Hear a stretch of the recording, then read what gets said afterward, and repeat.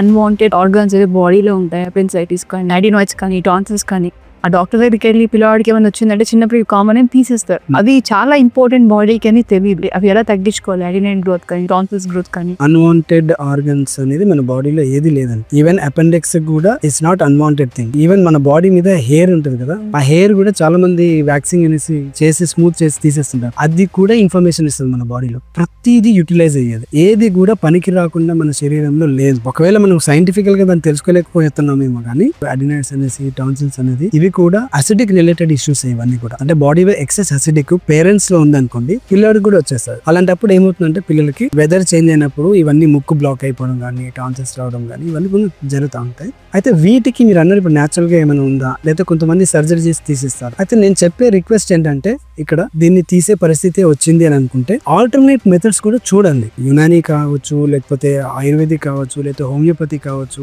ఇవేవి లేకుండా ఒక న్యాచురల్ మెథడ్ కావచ్చు, లేకపోతే యోగా థెరపీయే కావచ్చు. సింపుల్ గా యోగా చేస్తే కూడా మీకు ఈ అడినైడ్స్, టాన్సిల్స్ ప్రాబ్లమ్స్ క్యూర్ అయిపోతాయి. అట్లాగే నేను ఎంతో మంది పిల్లలకి అప్పట్లో ఎక్కువ కేసెస్ ఇవే చేసేవాడు. చేస్తూ 15 days లో నయం అయిపోయేది. మళ్ళీ ఎవ్రీ ఇయర్ కూడా వచ్చేది కదా ప్రాబ్లం.